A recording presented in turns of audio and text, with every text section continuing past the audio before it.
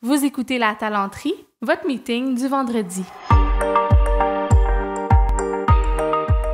Bon vendredi, bienvenue à ce tout nouvel épisode du podcast La Talenterie, le podcast où on jase d'entrepreneuriat, d'innovation sociale et du monde du travail en général. Aujourd'hui, on s'en va plutôt du côté universitaire, donc d'un point de vue plutôt recherche et théorique. J'ai le bonheur de recevoir Yves-Marie Abraham, qui a été mon professeur à HEC Montréal il y a quelques mois à peine et qui a eu l'énorme gentillesse d'accepter de venir enregistrer. Il s'est même déplacé pour venir jusque chez moi, alors qu'il est sollicité par des gens qui ont beaucoup plus d'importance puis qui ont un beaucoup plus gros following, comme on dit en bon français. Donc, c'est vraiment une faveur qu'il m'a fait. Je l'apprécie puis ça me touche beaucoup.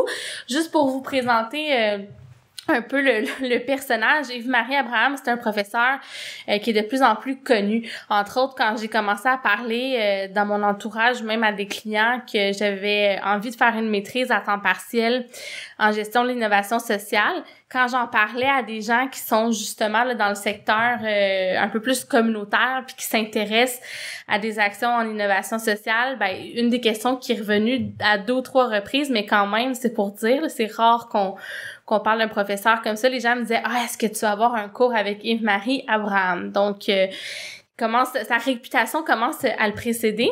Donc, il a fait ses études à HEC Paris, entre autres. Là, il y a un doctorat en sciences de la gestion qui provient de cette école-là. Il y a aussi un diplôme d'études approfondies, donc un DEA en France, à l'École des hautes études en sciences sociales à Paris aussi.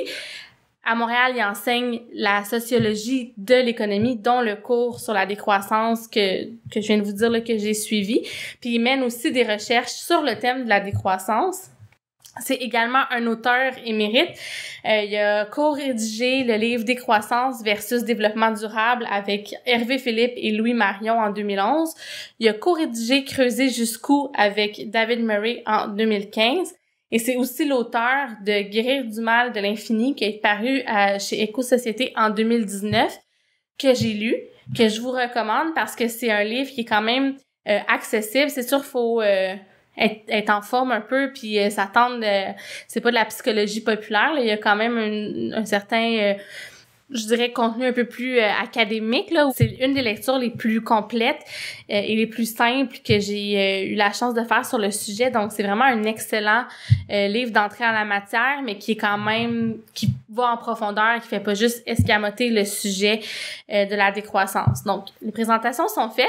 Je vais aussi juste avant de plonger dans le cœur du sujet, j'enregistre cette introduction là après là, l'épisode. Yves-Marie est déjà reparti. Et puis, j'ai juste envie de vous faire un petit aparté pour vous signifier que l'épisode dure un petit peu plus longtemps que les autres, entre autres parce que la conversation était très intéressante puis j'ai pas voulu couper trop de jus, mais aussi parce que quand on a eu fini d'enregistrer, vous allez voir, là, il y a une première conversation qui tourne beaucoup sur un peu la décroissance 101 puis la place de l'entreprise ou la non-place de l'entreprise dans la philosophie de la décroissance. Quand on a eu fini d'enregistrer puis d'avoir cette discussion-là, Yves-Marie m'a dit, j'aurais aimé ça que tu me challenges plus. Pour la petite histoire, moi, je suis consultante, vous le savez, en gestion des ressources humaines, communication, donc consultante en RH. Puis à HEC Montréal, c'est pas nécessairement, en tout cas du moins dans le programme de l'innovation sociale, là, les RH puis les consultants ont pas nécessairement bonne presse. C'est la même chose dans le cours d'Yves-Marie. Il y a un parallèle qui est beaucoup fait où c'est comme si c'était une bullshit job là, en bon français, puis pour reprendre l'expression de David Graeber. Puis il y a une espèce de paradigme où les ressources humaines contribuent à l'aliénation des humains dans les organisations. Donc, c'est sûr qu'il s'attendait, j'imagine. Puis en plus, je viens de lancer mon entreprise. Puis dans son livre, il dit carrément que pour lui, l'entreprise devrait plus exister. Donc, je pense qu'il est arrivé avec l'envie d'en débattre. Puis une fois qu'on a eu terminé l'enregistrement, c'est un peu là qu'on a commencé à avoir cette conversation-là. Heureusement, mon enregistrement était encore en cours. Donc, on était encore en train d'enregistrer quand on s'est mis à en jaser. J'ai trouvé que cette discussion-là valait clairement la peine de la laisser à la fin. Donc, vous allez voir, là, il y a comme deux courts épisodes ou 2 discussions qui se succèdent. Alors, sans plus tarder, on va plonger dans la première. On écoute ça.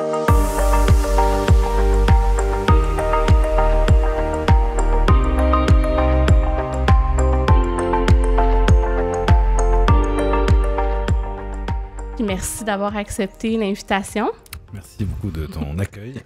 Avant de plonger là, dans le cœur du sujet, on s'en est parlé un peu avant de partir l'enregistrement, mais comme je t'ai dit, moi, la décroissance, c'est quelque chose que j'ai trouvé, super inspirant puis qui m'interpellait beaucoup, mais dès que je suis arrivée comme dans ton cours, j'avoue que j'ai trouvé ça très confrontant, notamment parce qu'on va en reparler, mais dans ta façon puis je dis ta façon, mais dans la façon de concevoir un peu la décroissance, il n'y a pas tant de place que ça pour l'entreprise ou pour la fonction des ressources humaines. Puis c'est pour ça aussi que je trouvais que ça pourrait être intéressant qu'on aborde plus le volet, si tu es d'accord, social ou par rapport à l'entreprise ou la place de l'entreprise dans la décroissance. Mais juste avant, c'est pas tout le monde qui connaît ce que la décroissance est. Fait que je t'inviterais à nous l'expliquer un peu, si ça te va. Donc, qu'est-ce que la décroissance? Une petite question, c'est ça, à laquelle je réponds en 13 séances de 3 heures, donc dans mon cours. Mais écoute, comment la présenter de la manière la plus simple et rapide en même temps? Je crois qu'on peut la présenter comme un appel qui a été lancé au début des années 2000, donc il y a 20 ans maintenant, presque 20 ans. D'abord plutôt en Europe, en fait à rompre avec cette fameuse course à la croissance économique qui oriente en fait à peu près toutes nos sociétés. Enfin, toutes nos sociétés sont pratiquement structurées, guidées par cette course à la croissance. Donc au départ, c'est ça. C'est vraiment un appel à, non pas d'ailleurs à décroître. Le but n'est pas de décroître. Le but est plutôt de sortir d'une trajectoire civilisationnelle maintenant qui est orientée vers ce que j'appelle cette course à la croissance, c'est-à-dire en fait cet effort constant pour produire toujours plus de biens et de services, en justifiant ça par le souci de satisfaire toujours plus de besoins humains, quoi. Donc voilà. Donc c'est vraiment l'élément de départ, la rupture avec cette recherche, cette quête de croissance, pour essentiellement 3 raisons. En fait, une raison qui est assez simple, qui est une raison écologique, qui est simple en fait. Qui est simple à formuler comme ça, qui est un peu plus compliqué quand même ensuite à argumenter. Bon, en gros, c'est quand même ça, c'est qu'il y a une espèce de contradiction fondamentale entre cette recherche de produire toujours plus et en fait les moyens dont on dispose sur Terre pour satisfaire cette quête. Et là, on voit de plus en plus les signaux de cette contradiction. Si on veut produire toujours plus, il va falloir mobiliser toujours plus de matière vivante ou inerte et mobiliser toujours plus d'énergie. Et ça rencontre en fait un certain nombre de limites physiques ou biologiques. En fait, il y a des limites, la quantité d'énergie fossile qui est disponible sous terre encore aujourd'hui. Donc là, on a une vraie limite physique. Bon, on n'arrivera pas. Bon, bien sûr que le pétrole va se renouveler, mais à une échelle de temps qui nous intéresse pas, parce que c'est des millions d'années. Donc là, on a une limite. On a une limite biologique aussi avec finalement le rythme de renouvellement des ressources dites renouvelables. En fait, on peut pas non plus, on peut pas puiser en ces ressources indéfiniment. En tout cas, au rythme auquel on le fait aujourd'hui, ça va trop vite. C'est-à-dire qu'on ne permet pas à ces ressources de se renouveler. Et c'est là-dessus aussi qu'on commence à buter. Ça se traduit par exemple, ce qu'on appelle de manière un peu abstraite l'érosion de la biodiversité, c'est-à-dire en fait une diminution très rapide de population animale et végétale, et derrière cette diminution, ensuite, une extinction d'un nombre d'espèces grandissant aujourd'hui. Donc celui de la race humaine que certains prédisent, ultimement, certains disent qu'il commençait. C'est ça. Le problème, c'est ça, c'est que tous ces éléments naturels, ils sont, on les voit comme des espèces d'éléments extérieurs à nous-mêmes, mais finalement, on est complètement interdépendants. C'est-à-dire que pour exister, on a besoin de tous ces êtres-là. Alors pas tous, mais une grande partie de ces êtres. S'il y a quelque chose comme une extinction massive, on pourrait bien passer à la casserole avec ces êtres-là, parce qu'on est finalement on est une espèce assez grosse, assez imposante. Enfin, on s'est rendu compte que lors de la 6e extinction de masse, il semblerait qu'aucun animal de plus de 25 kilos n'ait survécu. Donc voilà, on est dans la cible possible, quoi. Voilà. Clairement. Puis dans ton livre, tu expliques en plus de détails là, que ce qu'on vient de faire, quand même, pourquoi c'est préoccupant, puis que, comme tu le dis toi-même, l'argument écologique en soi devrait suffire à convaincre d'embarquer dans une logique de décroissance. Ouais, ce que je fais dans le bouquin, c'est vraiment de discuter de manière assez minutieuse avec celles et ceux qui continuent à dire que on va quand même arriver à combiner la croissance économique et le respect des limites biophysiques planétaires, grâce notamment à la technologie. Et là, donc, je rentre dans un débat plus fin, c'est peut-être un peu long à développer ici, mais pour essayer effectivement de montrer que non, malheureusement pour ceux en tout cas qui veulent que se poursuive cette aventure croissanciste, ça Mais va je veux pas quand même t'entendre parler de ça parce que, tu sais, sans qu'on rentre, comme tu dis, dans trop de détails, nous, au premier épisode, on a reçu un consultant en développement durable, donc qui aide des organisations à gérer des projets de développement durable, puis il nous parlait d'un certain nombre de possibilités ou d'avancées, là, entre guillemets, que toi, tu réfutes un peu toutes dans ton livre, notamment... Pour toi, le développement durable, c'est une illusion. Donc, j'avais envie un peu de t'entendre là-dessus. Oui, c'est bien que tu me relances vers le développement durable parce que j'ai dit au départ que la décroissance, c'était un appel à rompre avec la course à la croissance. Et en fait, c'est un appel qui a été lancé contre l'idée de développement durable. En fait, qui avait, au début des années 2000, ça faisait quoi? Ça faisait 15, 20 ans qu'on parlait de développement durable, développement soutenable.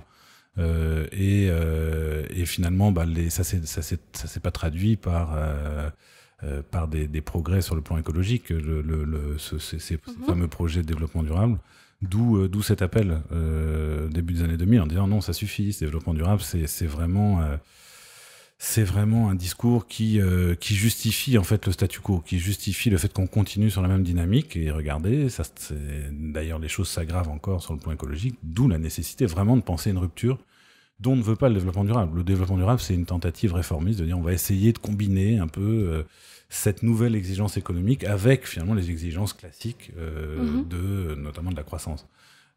Tout montre que, en tout cas jusqu'ici, on n'a jamais réussi à dissocier la croissance économique d'un impact négatif sur le plan écologique. Qui dit croissance dit aggravation de la situation sur le plan écologique. Historiquement, c'est clair. Là, j'ai aucun collègue économiste, même le plus obtus qui contesterait ça. C'est-à-dire que tout montre que pour l'instant, on n'a jamais... rien. Après, il y a encore ceux qui disent « Ok, on n'a jamais réussi à dissocier ces deux phénomènes, mais peut-être qu'on va y arriver. Peut-être qu'on va y arriver, notamment grâce au progrès technique, éventuellement grâce aussi à des aménagements de la dynamique économique, en jouant avec les prix, etc. Donc, il y aurait des choses à faire. Donc ça, c'est l'avenir. Donc l'avenir, on ne sait pas. Donc effectivement, on peut toujours se dire que dans l'avenir, ça pourrait arriver. Bon. Pourquoi, à mon avis, ça va pas arriver? Parce que on bute sur en fait des limites physiques d'abord, des limites physiques et biologiques. Une des choses ou un des arguments que tu fais et auxquels tu reviens dans ton livre, même aussi en parlant un peu d'entreprise, on va en reparler, là, mais tu sais, de la notion qui, je pense, pour toi, fonctionnerait pas. En tout cas, tu pourras me challenger là-dessus, mais de ce que j'ai compris, c'est que pour toi, décroître dans l'entreprise, ça fonctionne pas, entre autres, parce que à cause des raisons que c'est pas possible de découpler l'économie, parce que quand on fait un gain, donc soit un gain en temps ou en argent ou en efficacité, en fait, ça l'entraîne d'autres consommations. Donc, j'ai envie de t'entendre un peu parler là-dessus, puis de le mettre peut-être en lumière avec le développement durable. Ouais, je suis content que tu le soulignes. T'as bien suivi. J'ai lu ton livre, j'ai écouté tes cours. Mais c'est une idée qui est une idée un petit peu compliquée aussi à exprimer. C'est la deuxième limite, en fait. Donc, il y avait les limites physiques, biologiques que j'évoquais. Et là, tu m'amènes effectivement à une deuxième limite qui tient beaucoup plus à la dynamique de nos économies, en fait, et aussi donc de nos entreprises, qui est donc cette dynamique croissanciste, en fait. Et alors... et là, donc, on tombe sur un autre effet pervers. L'effet écologique, on le voit assez bien, c'est un effet pervers aussi, mais bon. Et là, c'est un autre effet pervers qu'on appelle des effets rebonds, ou qu'on appelle aussi le paradoxe de Jevons, parce que ça a été identifié notamment par un économiste britannique qui n'est pas du tout un écologiste, pas du tout un gauchiste, pas du tout anticapitaliste, mais qui a travaillé sur l'industrie du charbon, donc au Royaume-Uni, au 19e siècle. Et en fait, c'est le Parlement qui lui a demandé un rapport en fait, sur l'avenir du charbon, sachant qu'on était, à l'époque, il a écrit ça, je pense, dans les années 1860, donc on était en pleine révolution industrielle, on était en plein développement de cette industrie, donc de l'extraction de charbon. Et que les gens assez vite se sont dit le charbon il y a une limite aussi quoi. Donc et donc on lui a demandé de faire une estimation. Et alors, donc il a été très très pessimiste. Il a dit ça va s'arrêter, et ça va s'arrêter d'autant plus vite que on fait des progrès dans l'usage du charbon. Donc c'est là où il y avait un paradoxe, c'est que on se dit a priori les machines à vapeur qui utilisaient du charbon, plus elles progressent, moins elles ont besoin de charbon pour produire le même travail, en fait. Donc on se dit, c'est génial. Et c'est là qu'on retombe sur justement la fameuse promesse du progrès technique. Si on fait des progrès techniques, on va avoir besoin de moins de ressources pour faire le même travail. C'est au cœur du développement durable. Et Jevons constate que plus on progresse, plus en fait on consomme de charbon. Plus ces machines progressent, plus on consomme de charbon. Comment ça se fait ? Fondamentalement parce que finalement, on baisse de cette manière-là le prix implicite du charbon. C'est-à-dire, ça coûte de moins en moins cher d'utiliser du charbon pour faire un travail quelconque. On peut l'illustrer avec nos voitures, par exemple. Si on développe un moteur de voiture plus efficace, je peux faire le même trajet, la même distance avec moins d'essence. Ça me coûte moins cher. Donc j'ai une incitation finalement à utiliser davantage, pas forcément l'essence, mais ma voiture. Et donc finalement, peut-être à faire plus de kilomètres. Et donc à annuler le gain que j'aurais pu réaliser dans ma consommation d'essence initiale. Bon. Donc voilà, ça c'est l'effet rebond. Là que je décris à un niveau extrêmement microéconomique, très simple. Il y a des études qui sont faites là-dessus, notamment sur l'usage de la bagnole. Donc en gros il y a deux effets qu'on identifie, donc un premier effet qui est celui que je disais, c'est-à-dire j'ai un moteur qui consomme moins, du coup je vais faire plus de kilomètres pour le même prix qu'avant, mais du coup je j'ai pas fait d'économie d'essence, ou je fais le même nombre de kilomètres, j'économise donc de l'argent sur mon budget d'essence et je consomme moins d'essence, très bien là jusque là tout va bien. Mais qu'est-ce que je fais avec cet argent ? Et donc là, qu'est-ce que je fais avec ce revenu ? Donc on a un effet de revenu. Dans quoi j'investis cet argent ? Si évidemment c'est pour consommer une ressource qui elle-même t'amène à consommer directement ou indirectement du pétrole, t'as annulé. Par exemple, aller en voyage. Tu pars en voyage, en avion, là, c'est même pire. C'est-à-dire que t'as ton effet rebond, là, c'est ce que les spécialistes, je crois, appellent un backfire. C'est-à-dire que c'est au bout du compte, tu auras même empiré la situation en termes de consommation.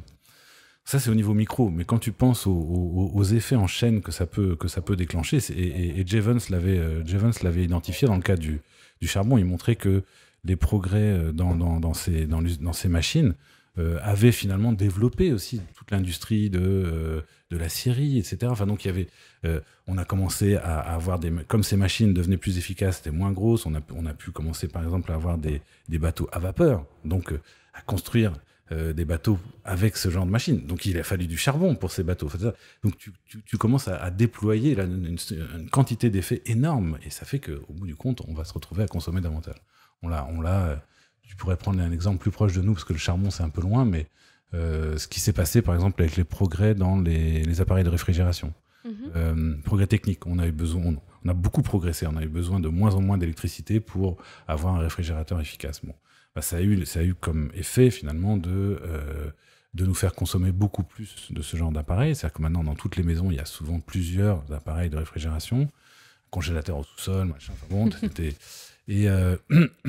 donc qui appellent des produits pour les remplir, surgelés. Ouais. Mais ces produits surgelés, il faut toute une industrie qui va les produire, qui va entretenir la chaîne du froid. C'est-à-dire donc on va en fait avoir de plus en plus de machines. Il faut des machines partout, dans tous les magasins, dans les camions, machin. Et ça a fait que finalement la réfrigération, alors même qu'on progressait en termes de consommation d'électricité par unité de réfrigérateur ou de congélateur, comme ça a contribué à multiplier ces réfrigérateurs, ces congélateurs, on a finalement fait augmenter la consommation d'électricité. Au global. Très intéressant. Puis par rapport à ça aussi, notamment dans ton livre, tu parles de ce que tu appelles l'économie de la fonctionnalité. En fait, qui est l'idée de remplacer un produit, donc par exemple un air climatisé, on en a parlé aussi justement dans notre premier épisode, par plutôt un service. Donc de dire, au lieu de vendre des airs climatisés, nous on va vendre le service de garder ta maison au frais. Comme ça va aider à réduire le nombre de climatiseurs qu'on va vendre. On va plutôt les réparer. Tu es quand même critique aussi de cette économie de la fonctionnalité. Tu l'amènes beaucoup en parlant de l'économie de partage, entre autres. Fait que là-dessus aussi, j'avais envie d'entendre tes contre-arguments.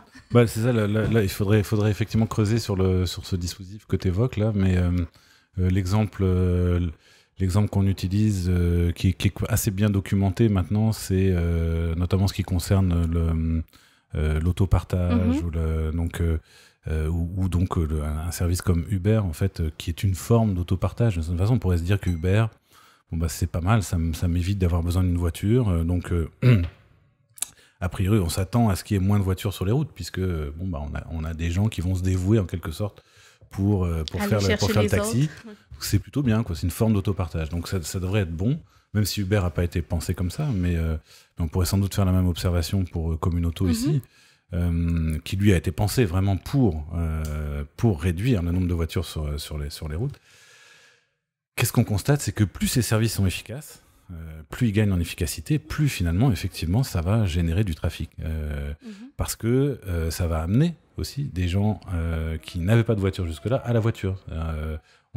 Uber, par exemple, est suffisamment efficace et donc suffisamment peu coûteux dans certains contextes pour que des gens qui auraient été à pied avant, à vélo, en métro, prennent Uber. Donc voilà, et on a la même chose. Alors j'ai pas eu d'études ici, mais sur un gros service d'autopartage en France là qui montre très très clairement ces effets-là. Donc voilà, même limite, parce qu'on est dans une société de croissance où effectivement ce genre d'occasion, ces occasions finalement de produire et de consommer, elles sont saisies en fait. Elles sont saisies par cette société qui a effectivement besoin de croissance. Puis un des arguments des tenants de la croissance, ce serait de dire, OK, c'est bien beau, mais comment est-ce qu'on fait pour faire autrement? Le capitalisme, c'est comme la base de la société, c'est pas possible d'en sortir. Toi, au contraire, tu penses que c'est possible et même souhaitable de sortir carrément du capitalisme. Puis pour toi, c'est pas ancré c'est pas ancré dans la nature humaine nécessairement de devoir aller à la quête de justement là, de l'infini ou de toujours vouloir plus. Puis 2, tu le démontres en exposant aussi qu'il y a eu d'autres sociétés, il n'y a pas si longtemps que ça, qui n'ont pas été dans une logique de croissance. D'ailleurs, si j'ai bien compris, tu dis que même le premier millénaire de notre ère, il n'y a pas eu de croissance économique à proprement parler. Donc, pour toi, c'est un phénomène qui est assez nouveau. Puis ce serait facile quand même facile, on s'entend, là, mais ce serait possible d'en sortir. Ouais. Voilà, en tout cas possible, ouais. C'est...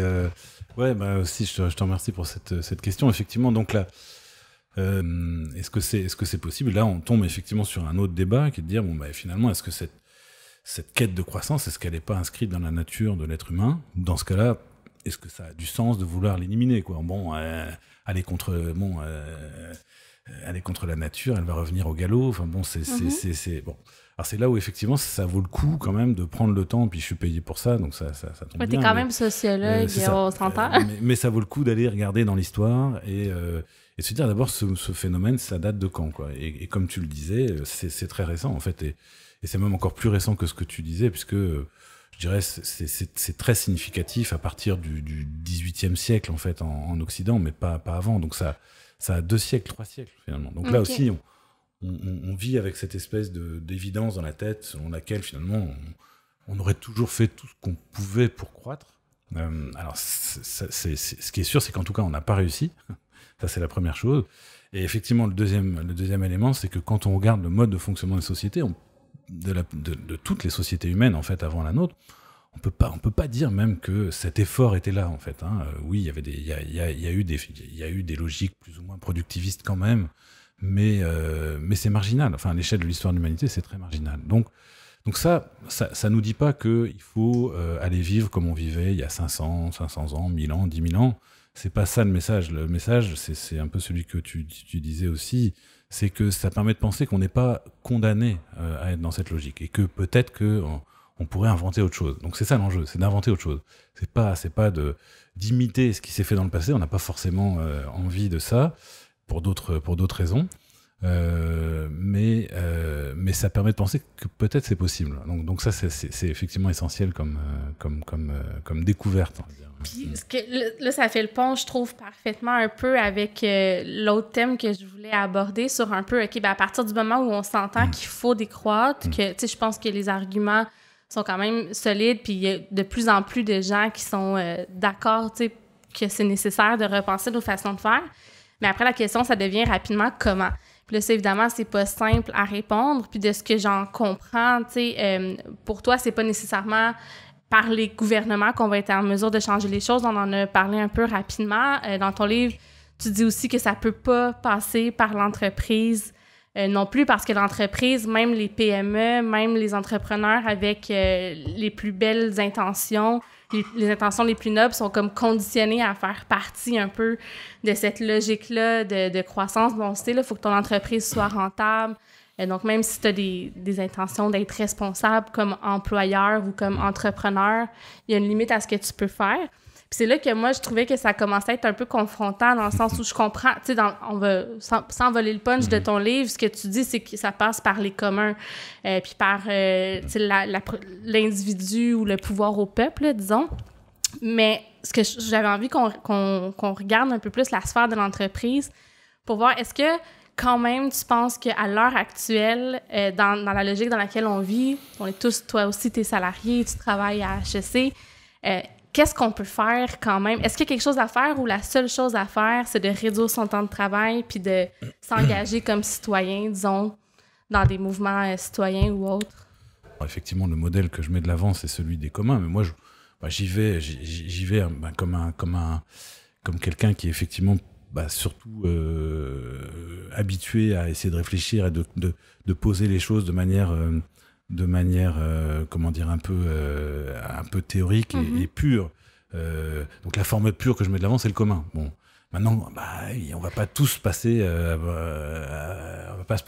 au commun d'un jour à l'autre. Donc après, c'est comment dans nos vies à nous, comment est-ce qu'on peut commencer à transformer nos organisations pour se rapprocher de ça, par exemple, ou à questionner le mode de fonctionnement de nos organisations.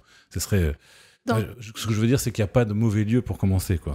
Mais je veux qu'on creuse là-dessus, justement, parce que je trouve ça super intéressant, parce que dans l'idée de transformer les organisations, bon, il y a plusieurs choses. Premièrement, il y a le modèle comme tel, tu sais, de passer, disons, d'une société par action à un mode de coopérative ou des choses comme ça. Je ne sais pas ce que toi t'en penses. De ce que j'ai compris de ton argumentaire, ce ne serait pas suffisant. Est-ce que tu trouves quand même que soit ça ou des holacraties, par exemple, où le pouvoir est plutôt réparti avec les employés, où la richesse pourrait être mieux répartie aussi dans un modèle de partage de profit? Qu'est-ce que tu penses de ce genre d'avancée-là en gestion, disons? C'est sûr que c'est des...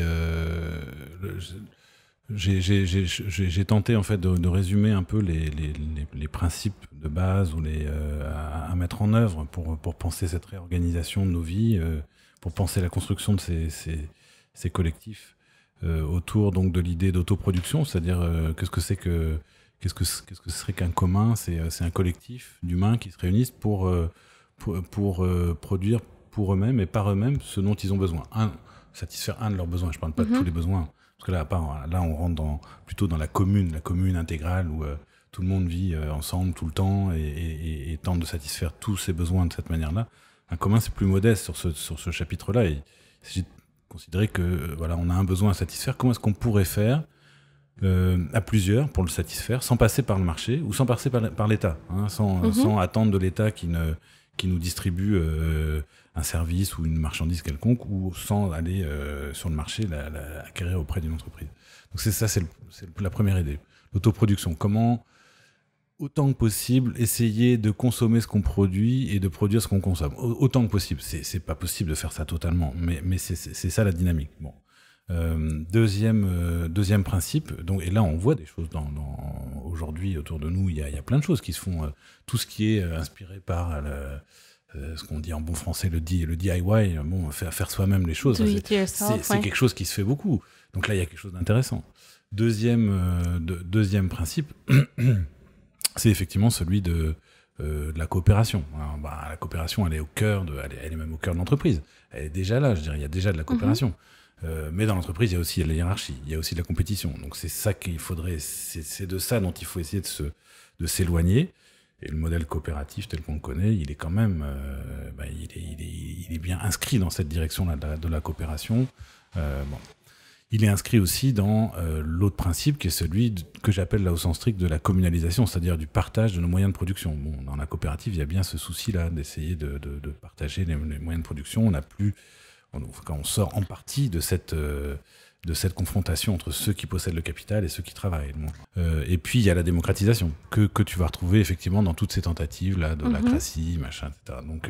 Donc ça, voilà, c'est des choses qui sont à l'œuvre déjà aujourd'hui dans beaucoup de collectifs, dans le secteur de l'innovation sociale, de l'économie sociale, et beaucoup de choses qui sont là, qui vont dans ce sens-là. Ce que je dis, c'est c'est qu'en fait, ces organisations-là sont malgré tout, malheureusement, soumises à la logique capitaliste, en fait, et que par conséquent, bien souvent, pour réussir à continuer à exister, elles vont être obligées de jouer aussi le jeu de l'entreprise capitaliste classique, si elles veulent survivre. C'est le monde. On a évidemment notre exemple caricatural avec Desjardins, quoi, qui certes est une coopérative, mais qui ressemble de moins en moins à ce que elle était censée être au départ, et de plus en plus à une banque normale. Mais c'est pas que les gens qui sont à la tête de Desjardins sont des méchantes personnes. C'est que ça a probablement été une des conditions pour que Desjardins puisse continuer à exister et aussi accroître. Et voilà, donc c'est cette dynamique générale qui est problématique. Puis pour toi, de ce que j'en comprends aussi, l'idée même de dire, OK, ben on va couper la poire en deux, par exemple, avec l'arrivée de l'intelligence artificielle, il y a plusieurs choses qui vont se faire de façon automatique. Au lieu d'embaucher, je sais pas, la moitié des travailleurs qu'on avait besoin, on va faire des charges de temps, des demi-charges de temps, puis on va partager les postes. Ça, pour toi, c'est un peu, si je comprends bien, ça va revenir au même problème où là, ben, qu'est-ce que les gens vont faire de ce temps-là? Ils vont vouloir continuer à consommer.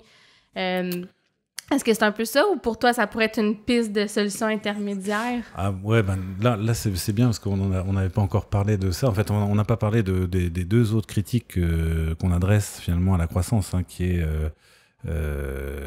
outre donc la critique écologique, il y a la critique sociale, donc, qui renvoie à la question de savoir comment est-ce qu'on génère cette croissance, sur quel genre de rapport humain. Et puis la troisième critique qui est plutôt de dire... bon, non seulement finalement on est en train de tout détruire et qu'on se met en danger vraiment d'un point de vue vital, mais en plus finalement à quoi tout ça rime finalement? Qu'est-ce que ça nous apporte? Qu'est-ce que ça fait de nous? Et en gros, je dis caricature, cette troisième critique, elle consiste à dire qu'on devient un peu des espèces de rouages d'une grosse machine qui nous dépasse complètement, en contradiction complète avec l'aspiration à la liberté qui est censée être au cœur de nos vies. Mais à quoi bon, au bout du compte, si c'est pour se payer un burn-out, par exemple, parce qu'on s'est épuisé justement à faire fonctionner la machine? C'est sûr que, en tant que fille des ressources humaines, j'aurais tendance à dire oui, mais en même temps, le travail, ça contribue à la santé psychologique, au fait de sentir qu'on a un sens à notre vie. Évidemment, ça peut enlever le sens à notre vie aussi, mais ça peut y contribuer, dépendamment de la forme de travail puis du rapport qu'on entretient avec notre métier, notre organisation. Qu'est-ce que tu répondrais à ça? C'est bien que tu viennes.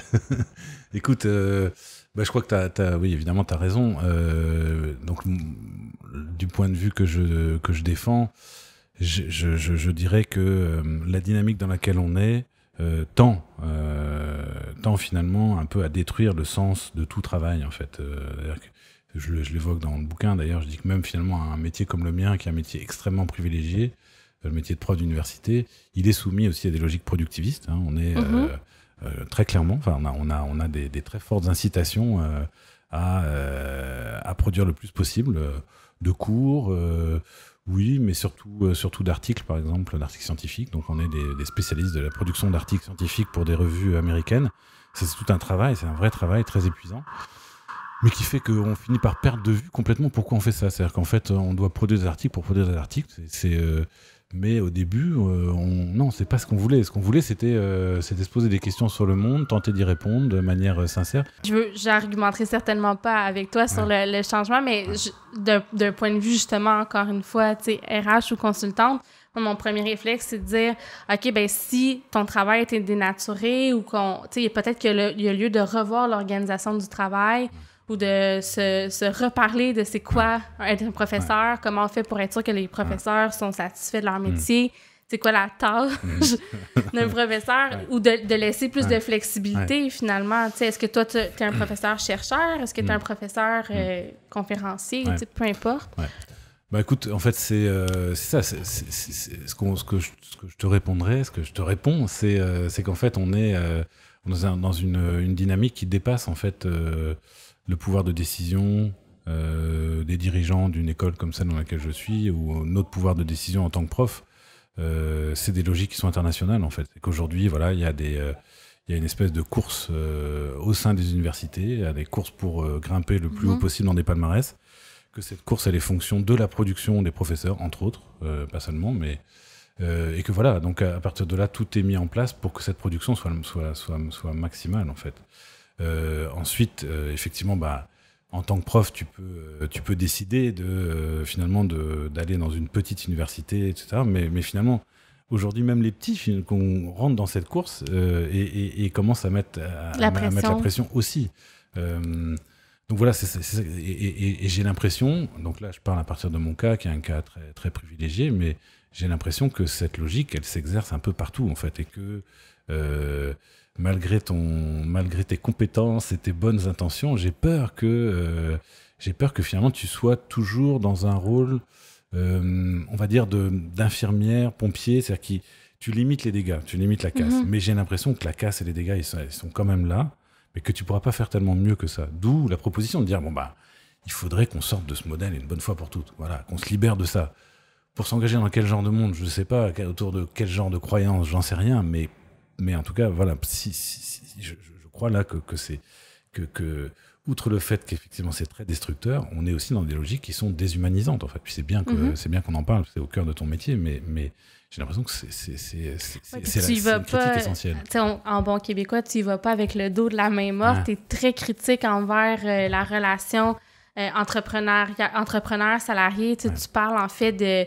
les mots m'échappent, mais du fait que dans le fond, on prend plus que ce que le salarié a besoin de produire pour subsister, puis c'est presque un vol un peu de sa capacité de production.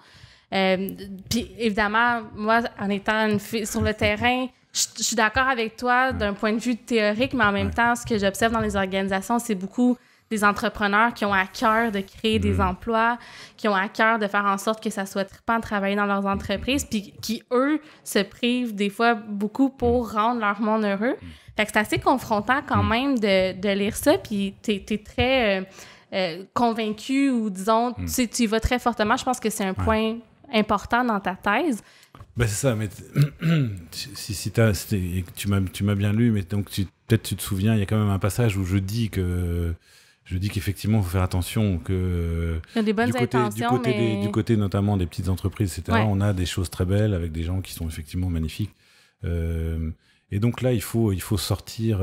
C'est une des difficultés, mais il faut sortir d'un discours qui serait moraliste ou accusateur. Enfin, je dirais pas que j'accuse personne. J'accuse certaines personnes, mais ça mais c'est pas au cœur de la discussion. En tout cas, j'accuserai pas, effectivement, je reprocherai rien personnellement. Puis je l'ai pas lu dans ce sens-là, mais oui. Mais donc, ce que je dis, en fait, c'est que c'est ça, même ces personnes avec des très bonnes intentions, et puis on n'en a pas encore parlé, mais je m'intéresse à l'innovation sociale, donc où là, on est dans un secteur où vraiment tout est conçu sur la base de très bonnes intentions, avec des gens qui ont des très belles idées, qui sont... et moi, ce qui me sidère, c'est à quel point, même dans ce secteur d'innovation sociale, on est récupéré par les logiques capitalistes. Parce que, par exemple, on est financé au projet d'une année sur l'autre, et qu'il va falloir se battre contre d'autres organismes d'innovation sociale pour obtenir un budget. Donc on est dans les mêmes logiques, avec aussi une pression très forte. Donc c'est ça qui m'accable un peu, et qui m'amène à être effectivement assez convaincu de la nécessité de cette rupture. C'est-à-dire qu'on ne peut pas trop... qu'on n'arrivera pas à aménager les choses d'une manière qui soit qui soit décente, donc pour toi, juste et soutenable, en fait. Puis j'ai compris aussi dans la manière que tu l'amenais que tu n'accusais pas nécessairement les PME, puis ton discours, c'était aussi de dire, ben c'est bien beau les PME, puis les PME, leur empreinte écologique ou en tout cas le tort qu'elles causent est beaucoup moins grand que celui, disons, des multinationales, mais reste que la PME est condamnée à toujours croître. Et elle est dépendante des multinationales qui sont eux aussi dépendantes de la PME. Donc, je pense que ça, c'est très clair dans ton livre, que c'est pas une question d'accuser la PME ou de dire qu'il y a rien de bien qui se passe. C'est plus que pour toi, il y a une fatalité à toujours encourager justement le capitalisme puis les multinationales. Il y a cette interdépendance aussi que j'évoque entre la grande entreprise et la petite entreprise. Finalement, les deux ont besoin l'une de l'autre. Enfin, donc on a une espèce de système là, dans lequel, là aussi, on peut difficilement imaginer ne pas avoir les inconvénients de tout ça et juste les avantages. Mais moi, ce que je voudrais dire, ça je le dis pas dans le bouquin, moi j'aime beaucoup les entrepreneurs. En fait, les entrepreneurs, c'est vraiment des figures que j'aime beaucoup. Et j'aime beaucoup la façon qu'on a d'en parler un économiste qui s'appelle Schumpeter, qui est un peu le grand économiste qu'on associe à l'idée d'entrepreneuriat. Et Schumpeter en parle d'une façon que je trouve très juste en disant... l'entrepreneur, en fait, c'est quelqu'un qui a des rêves, quoi, qui a des rêves un peu fous, des fois peut-être un peu dangereux, mais globalement, c'est quelqu'un qui a surtout des rêves. Quelqu'un qui peut être aussi très joueur, qui peut avoir envie de se construire un petit empire personnel, c'est vrai. Mais c'est pas un capitaliste. C'est vraiment pas un capitaliste. En fait, et alors la thèse de Schumpeter est intéressante. Il dit finalement l'entrepreneur est essentiel au capitalisme parce qu'il amène des innovations et le capitalisme fonctionne à l'innovation, ça c'est clair. Mais l'entrepreneur lui-même, dans sa dynamique, là, faire du cash, accumuler du capital, c'est pas ce qui l'intéresse. Bon. C'est tellement vrai, là, pour côtoyer beaucoup d'entrepreneurs, c'est très vrai. On en voit beaucoup, quoi. Et donc, moi, ce que je me dis, c'est plutôt comment est-ce que je pourrais récupérer des entrepreneurs, cet élan magnifique de gens qui sont capables, qui ont une force incroyable, une force de conviction aussi incroyable, capables d'embarquer des gens, parce qu'on n'a pas tous cette force-là, cette énergie, on n'a pas aussi cette inventivité tous. Comment récupérer ces gens-là, que je trouve souvent très beaux, quoi. Vraiment, même s'ils sont des fois un peu tout fous, c'est des obsédés, mais j'aime bien ça. Aussi, c'est des obsédés? Mais oui, c'est une espèce de passionnés, ils ont une idée, ils veulent absolument la mettre en œuvre. Et puis ils s'en foutent que ça soit ensuite produit à des millions d'exemplaires. Ce qui les intéresse, c'est de créer un truc qui va fonctionner, machin. Bon, c'est ça pour moi l'entrepreneur. Donc comment est-ce qu'on pourrait récupérer cette énergie, cette inventivité au profit de la construction d'un autre monde? C'est ça qui m'intéresserait en fait, tu vois. Donc pour moi la figure de l'entrepreneur, elle est très positive. Et je dirais qu'une école comme celle dans laquelle on s'est rencontrés, malheureusement, elle donne pas la première place aux entrepreneurs, elle donne la première place à des technocrates. On forme des technocrates, on forme des gens qui sont capables de fonctionner, de faire fonctionner des très grosses organisations, qui elles sont vraiment un problème. Donc, Mais je suis assez d'accord avec toi, puis comment je veux dire... Je me demande juste comme c'est très beau puis tout ça, puis moi aussi je suis une idéaliste, puis j'ai tendance à avoir envie de tout jeter par terre puis dire ben OK, on construit un nouveau monde ensemble. J'essaie de voir un peu, puis peut-être qu'il y a pas de réponse, puis peut-être que tu peux pas me donner d'éléments de réponse, mais aujourd'hui là, dans le monde capitaliste, tu sais, parce que reste que individuellement c'est difficile de s'en sortir, outre le fait d'essayer tranquillement d'avoir des implications citoyennes en dehors de notre travail, de mieux collaborer entre entreprises, de sortir un peu de la compétition. Tu sais, outre des choses comme ça, est-ce que tu vois des façons concrètes que les PME peuvent changer ou améliorer les choses ou participer à la transition sociale, écologique vers un objectif de décroissance? Oui, dans le sens que j'évoquais tout à l'heure, c'est-à-dire que si tu arrives à développer des organisations qui visent des formes d'autoproduction de manière de plus en plus démocratique, en instaurant des systèmes de fonctionnement qui valorisent beaucoup plus la coopération, plus que la compétition et la hiérarchie, et en commençant aussi à essayer de penser des formes de partage des moyens de production. Donc, mais ça, le modèle coopératif est déjà là.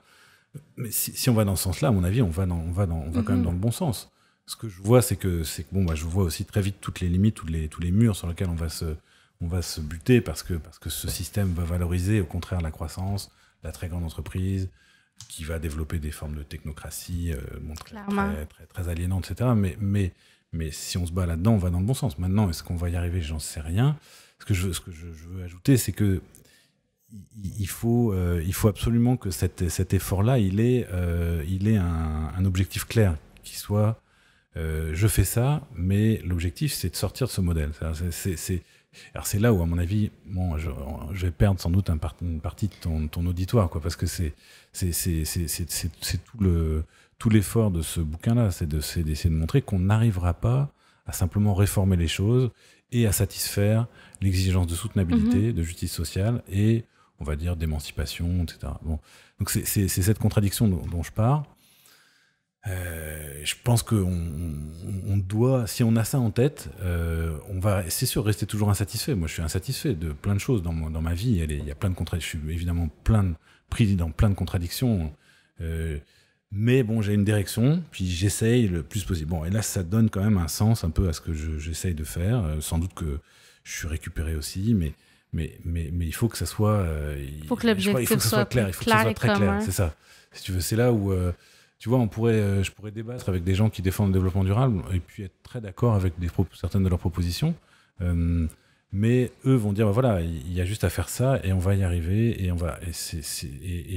c'est là où là, par contre, je vais rentrer en désaccord, dire non, il faut que ça soit vu comme une condition nécessaire, mais pas suffisante. Il va falloir vraiment sortir de cette logique. Bon, c'est pas mal. Moi, c'est ça que j'essaie de faire, c'est de convaincre les gens qu'il faut sortir de cette logique. Après, bon, comment on va y arriver? C'est sûr que là, on va faire des compromis, on va bricoler des choses qui ne seront pas aussi pures qu'on voudrait, mais si déjà on est d'accord qu'il faut rompre avec ce modèle de société, ça sera un gros... J'imagine, à travers les années, puis avec tes cours, tu as de plus en plus d'étudiants ou d'adeptes au mouvement de la décroissance. Tu participes à plein d'initiatives. Aussi, tu es très actif tu en as parlé tantôt, là, dans l'innovation sociale.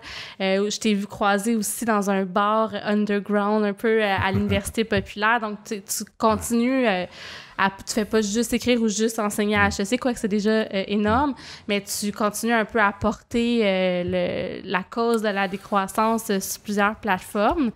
J'ai envie de te demander, as-tu l'impression que le mouvement prend de l'ampleur? Est-ce que tu as l'impression qu'on s'en va tranquillement vers ça ou plutôt pessimiste? En fait, ouais, plutôt quand même plutôt pessimiste sur le fond parce que les dynamiques là que je critique, elles sont aujourd'hui elles sont d'ampleur mondiale. Donc le modèle de société de croissance qu'on invente en Europe occidentale au XVIIe, XVIIIe siècle, Angleterre, France, Allemagne notamment. Bon, ce modèle-là, on l'a imposé partout dans le reste du monde. Donc aujourd'hui, sortir de cette logique-là, honnêtement, c'est vrai que faut être quand même sacrément optimiste pour penser qu'on pourrait faire ça dans les délais dont on dispose, parce que il semblerait que si on veut éviter que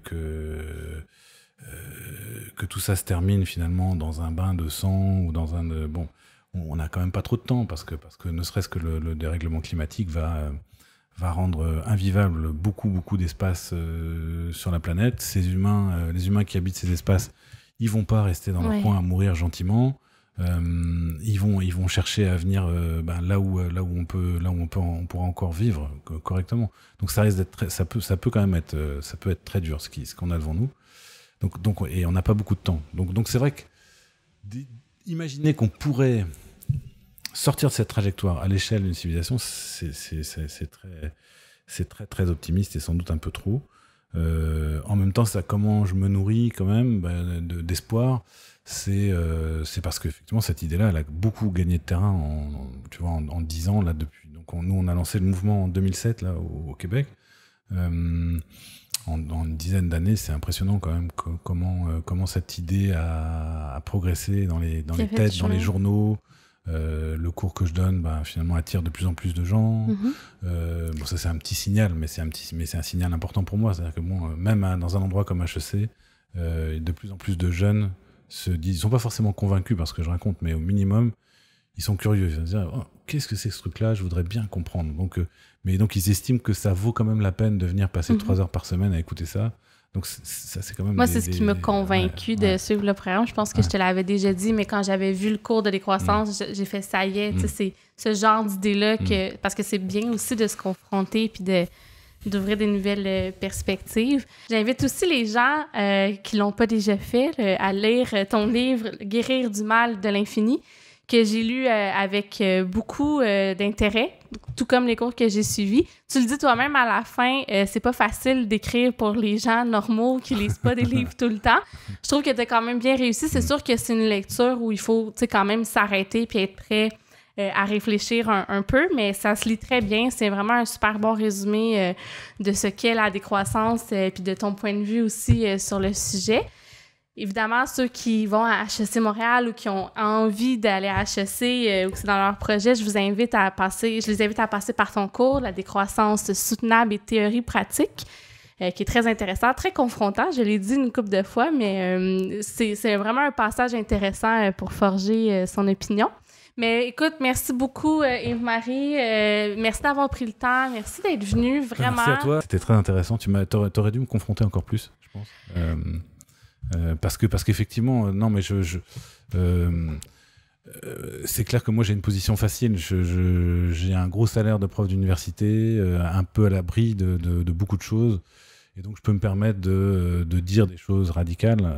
Les gens qui sont dans leur quotidien, qui ont à faire vivre des petits collectifs, qui ont à trouver une job, c'est excessivement difficile. Je dirais que souvent mes étudiants me disent « Mais Yves-Marie, comment je peux vivre de manière cohérente avec les idées de la décroissance dans ce monde ?» Je pense qu'il faut admettre que c'est pas possible. C'est-à-dire c'est forcément contradictoire, on est forcément en tension, mais il faut réussir à vivre quand même. C'est-à-dire, faut pas non plus que ça soit juste une source de dépression.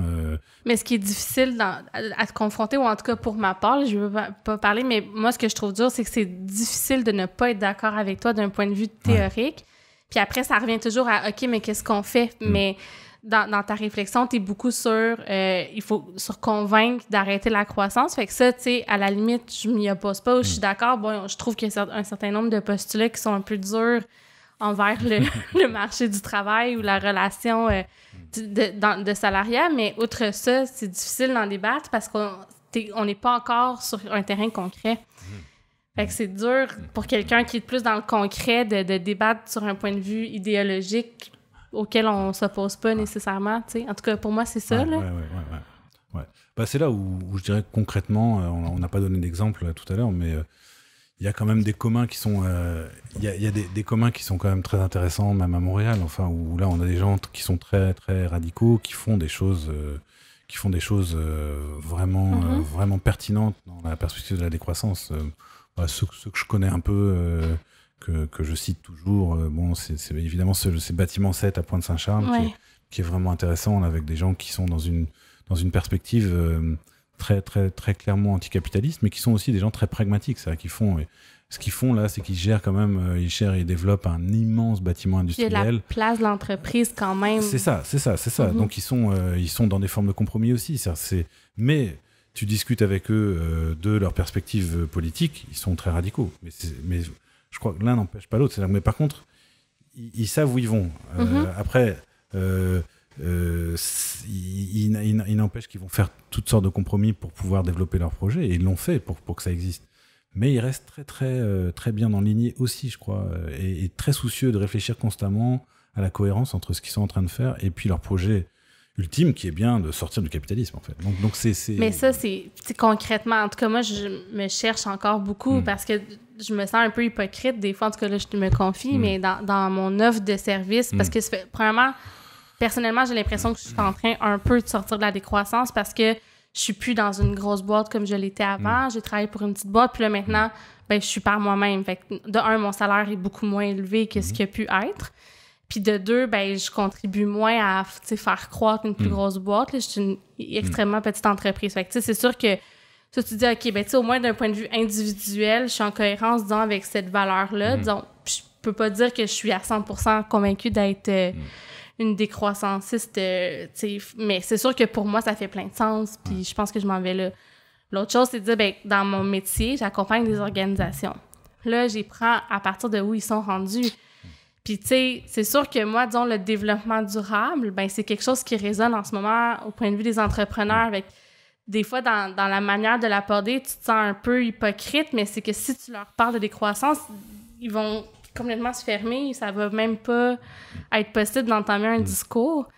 Puis, tu sais, dans ton livre, tu dis qu'il n'y a pas nécessairement de possibilité d'avoir de responsabilité sociale de l'entreprise ou de consommation responsable, que c'est un peu une illusion. Mais c'est sûr que moi, c'est un peu la voie que j'ai trouvée pour faire une différence, finalement, parce qu'on essaie de se raccrocher à quelque chose, tu sais. Oui, mais tu vois, c'est ça. Moi aussi, ça m'arrive d'être forcément hypocrite aussi avec des choses que je crois, etc. Enfin, je crois que c'est inévitable. Je crois que c'est à peu près inévitable. Les purs et durs, là, qui font aucune concession, je pense que ça se termine souvent mal pour eux, quoi. Donc si on veut vivre, si on veut réussir à vivre, je crois il faut accepter un peu ces incohérences, ces contradictions. Bon, maintenant, par contre, peut-être être au moins dans son esprit, dans sa tête, assez au clair avec ce qu'on vise au bout du compte. Moi, personnellement, amener quelqu'un à commencer à considérer des préoccupations plus écologiques, plus sociales, ou à questionner certaines nouvelles technologies, ça peut être, c'est déjà ça. Enfin, c'est déjà un premier pas. Bon, et si ça se fait sous l'appellation développement durable, c'est pas grave. Je me souviens d'une dame dans une conférence qui s'était levée à la fin en me disant, mais Monsieur Abraham, je suis d'accord avec vous, mais vous êtes beaucoup trop critique pour le développement durable. Personnellement, je suis là ce soir parce que j'ai commencé à m'intéresser à ces questions par le développement durable. Bon. Et ça a été mon entrée là-dedans, dans ces questions. Puis après, j'ai lu, je me suis renseigné, et puis j'ai découvert qu'effectivement, ça posait un certain nombre de problèmes, ce qui fait que je suis là ce soir. Mais j'ai commencé par là. Donc voilà, c'est clair que c'est une façon de faire avancer aussi les choses, de passer de rien du tout, d'aucun souci pour ces questions, à un début de préoccupation, peut-être un peu sincère. C'est déjà énorme. Enfin, je pense que voilà. Puis c'est difficile d'essayer de voir, OK, ben comment est-ce que j'adapte ça à mon métier, alors que moi, fondamentalement, je crois que en ressources humaines, les RH sont une fonction essentielle pour repenser l'entreprise, repenser l'organisation du travail, repenser comment on rémunère les gens. C'est sûr que si l'argument, c'est ben l'entreprise devrait arrêter d'exister, c'est difficile à défendre, mais disons, dans l'optique où l'entreprise existe, on peut, par exemple, se pencher sur la rémunération des gens puis voir, est-ce que ça fait du sens que notre CEO gagne 10 fois, 20 fois, 50 fois le salaire d'un employé. C'est déjà juste ça, là. Oui, mais regarde tu regardes le sous-titre de mon bouquin, produire moins, partager plus, décider ensemble. Bon, bah, là, t'as en gros, il me semble, puis je crois que ça fonctionne bien, mais t'as en gros les 3 principes de base que tu peux considérer comme les 3 principes à associer pour aller vers la décroissance. Mais je pense que dans la fonction ressources humaines, tu peux très bien travailler habilement pour aller vers ça, pour aller vers des politiques un peu moins productivistes, un peu moins, parce que tu peux pas rompre avec le productivisme, sinon tu n'existes plus comme entreprise, mais tu peux au moins essayer de résoudre ça. Tu peux cesser de mesurer ton succès sur la seule base des profits. Par exemple, ça, c'est en train d'arriver un peu. Tu peux questionner la grille de rémunération ou le système de rémunération interne dans le sens d'un plus grand partage des profits. En tant que responsable des ressources humaines, tu es en position de le faire, plus ou moins habilement, plus ou moins efficacement, mais tu peux le faire. Et décider ensemble aussi, c'est-à-dire là où tu mets en place là aussi des formes de processus de décision qui vont inclure davantage tous les membres c'est une façon d'aller dans la bonne direction, en gardant en tête que peut-être que l'objectif, c'est quand même probablement de sortir de la forme entreprise. Et moi, il me semble, c'est là où il y a vraiment là, je crois qu'il y a une contradiction, mais c'est ça, la contradiction, elle est là, parce que si tu aides les organisations à devenir, disons, plus efficaces, entre guillemets, dans leur façon de s'organiser, ou à ce que ça soit moins problématique ou mieux acceptable d'un point de vue social, ben là, tu contribues à améliorer quelque chose duquel tu essaies de sortir. Oui, fait que des fois, oui. Je vois effectivement la contradiction que tu pointes, c'est très juste, effectivement.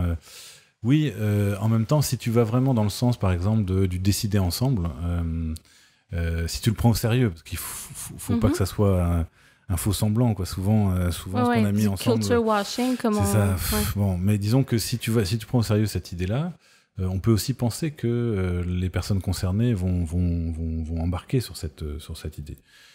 Et je sais pas, j'imagine. Oui et non. Ça dépend des employés, ça dépend du contexte. Des fois, les gens veulent pas. C'est ça. Oui, mais parce que finalement, décider, c'est du boulot. S'il n'y a pas les aspects positifs de tout ça, bon, bah... Puis même s'il y a plein de gens qui ont pas envie de participer aux décisions. C'est vrai. Donc ça, c'est vrai que c'est un des gros obstacles potentiels, comme disait Thucydide, il faut choisir... se reposer ou être libre, quoi. Enfin, être libre, c'est décider, et décider, c'est du boulot, quoi. Donc c'est vrai que là, il y a un vrai problème, et puis les humains, on les a déshabitués, en fait, à décider eux-mêmes. On a décidé pour eux. On a des États, des directions d'entreprise qui décident pour nous, etc. Donc c'est vrai que c'est difficile. Mais quand même, on peut imaginer que une partie au moins des membres de l'entreprise embarque sur ces modèles-là. Et mettons, au moment où le fondateur se retire pour sa retraite, une des façons intéressantes d'envisager la suite, c'est justement une récupération de l'organisation par les salariés. Donc, où tu mets en place quelque chose ou même avant, tu peux faire un modèle où tu vends graduellement tes actions. C'était le cas de la boîte où j'étais avant. Là, les décideurs ne voulaient jamais que ça soit revendu à l'externe ou que ça devienne une multinationale. Mais ouais. Voilà, tu vois, ça peut être ça. Et puis, on peut imaginer ensuite que les salariés se demandent, mais finalement, on produit quoi comme genre de marchandise ou comme bien ou comme service ? Est-ce que c'est utile ? Est-ce que c'est bon ? Est-ce qu'il n'y aurait pas moyen de faire autre chose ? Est-ce que on peut imaginer une espèce de dynamique là, dans laquelle, finalement, peu à peu, les gens d'eux-mêmes se disent on va sortir de ce modèle-là. Et notre collectif, il a de la valeur, on a des compétences, on sait faire des choses, on aime travailler ensemble, mais peut-être qu'on pourrait faire autre chose que ce qu'on faisait, j'en sais rien. Il faudrait un cas concret, et puis voilà, tu te rapprocherais comme ça du modèle du commun.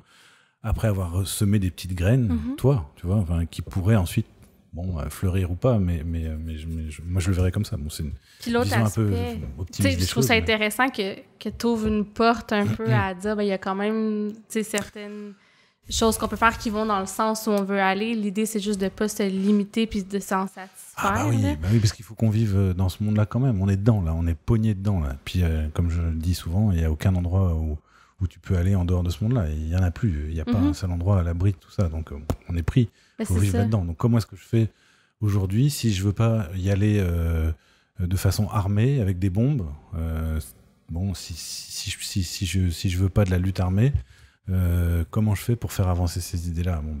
Je pense que dans nos organisations, il y a moyen d'aller dans ce sens-là. Puis entre les organisations aussi, une des choses que moi je vis beaucoup, c'est la coopération puis de l'entraide entre entrepreneurs. Où avant, c'était comme plus des compétiteurs. Là, maintenant, je vois une logique un peu plus d'entraide, d'être moins dans moi, je veux ce mandat-là, je veux une plus grosse part de marché. On dirait qu'il y a comme une nouvelle façon de concevoir ça, mais reste que en étant là-dedans, t'aides les autres à avoir du succès, à avoir des mandats, à grandir. Et oui. C'est ça, c'est ce qu'on n'a pas dit tout à l'heure là, à propos de l'entreprise. C'est que l'entreprise, c'est une magnifique machine à croissance, quoi. C'est-à-dire que pourquoi je fais la critique de l'entreprise ? Parce que si on regarde qu'est-ce qui est au cœur de la logique croissanciste, on a ces organisations qui sont des organisations extraordinaires pour générer de la croissance, c'est-à-dire pour produire effectivement toujours plus, produire et vendre toujours plus de biens et de services. D'où ma critique fondamentale. Alors, une des façons d'arrêter la chose, je l'évoque aussi dans le bouquin, un peu à la blague, mais il faudrait y réfléchir plus sérieusement, mais on pourrait dire tout simplement, ok, pourquoi pas l'entreprise, mais pas au-delà d'une certaine taille, pas au-delà d'un certain chiffre d'affaires. Bon, et pourquoi pas, hein, ça renverrait à un bouquin là, des années 60 de Schumacher qui s'appelait Small is Beautiful. Ils avaient gardé le titre anglais dans la traduction française. Rester petit. Mais si tu imposes cette limite de rester petit, tu romps avec la logique capitaliste, mais ce qui pour moi n'est pas un problème. Mais ça dépend comment tu le conçois. C'est vrai que la loi antitrust, c'est aussi une loi qui va dans ce sens-là, mais bon, mais à plus petite échelle, on pourrait avoir des lois où si tu deviens trop gros, tu dois faire un spin-off de tes activités. Un spin-off, c'est dans le fond quand tu délaisses une partie de ton entreprise, puis ça devient sa propre entreprise, tu sais, its own thing. Ça pourrait être intéressant. Pourquoi pas? Je suis personnellement, d'ailleurs, j'ai pas. Souvent, on accuse à gauche, on accuse beaucoup le marché de tous les problèmes. Moi, c'est plutôt l'entreprise qui, pour moi, est au cœur du problème, pas le marché. Le marché concret comme un espace de rencontre entre des vendeurs et des acheteurs, éventuellement des vendeurs et des acheteurs en concurrence. Ça, c'est pas un dispositif qui m'effraie tant que ça. Ce qui m'effraie, c'est vraiment la libre entreprise. C'est vraiment la libre entreprise capitaliste. Ça, je pense, c'est vraiment un problème. Ce qui m'effraie aussi, c'est le modèle soviétique. Hein.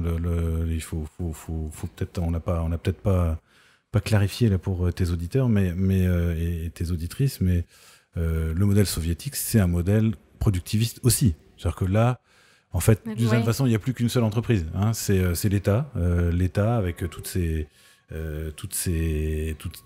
industries nationalisées. On a une espèce d'énorme entreprise, mais qui est productiviste aussi, avec tous les dégâts écologiques qu'on connaît. Mais la Chine, c'est un bon exemple aussi, on s'entend. On est dans le capitalisme, un capitalisme extrêmement efficace, mais qui présente tous les défauts que j'évoquais tout à l'heure. Très intéressant. Encore une fois, j'ai l'impression qu'on vient d'avoir une conversation. On pourrait continuer très longtemps. Il y a plein de sujets qu'on n'a pas abordés. C'est un sujet très complexe, puis en même temps très passionnant, disons plus vaste que complexe, là. Fait que je te remercie de t'être déplacé.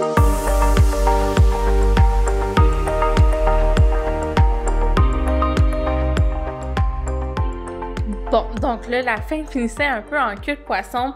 J'enregistre cette conclusion-là après le départ d'Yves-Marie. Normalement, on conclut avec l'invité directement. Je vais essayer de faire ça très bref, mais c'est juste qu'étant donné que la conversation a été comme relancée au moment où j'étais en train de fermer un peu l'épisode, il y a un certain nombre de choses que j'ai oublié de mentionner. Donc, juste premièrement, vous remercier d'avoir été à l'écoute. Merci de votre confiance. Merci d'avoir téléchargé l'épisode. N'hésitez pas à partager avec des gens dans votre entourage si jamais vous pensez que ça peut être du contenu intéressant pour eux. Ça l'aide à faire connaître le balado puis à faire en sorte que le temps qui est investi profite au plus de gens possible. Aussi, si vous avez des commentaires, des suggestions, si vous avez envie de nourrir la réflexion ou de je sais pas, me partager ce que vous aimez plus ou moins pour que je puisse adapter les contenus à vos préférences, n'hésitez pas à me contacter. Vous pouvez le faire directement par l'entremise de LinkedIn, m'ajouter si c'est pas déjà fait et que je suis pas dans vos contacts. Ça va me faire plaisir d'échanger avec vous. Je vous invite aussi à consulter la boîte à idées sur le site de la Talenterie où je partage beaucoup de contenu de façon assez fréquente, là, des outils gratuits, des idées inspirantes, tout ça. Surtout si vous vous intéressez au RH, là, c'est la thématique qui est un peu plus abordée. Donc, je conclus là-dessus sans plus tarder parce que c'était quand même déjà un long épisode. Merci beaucoup. On se revoit la semaine prochaine. Bye bye!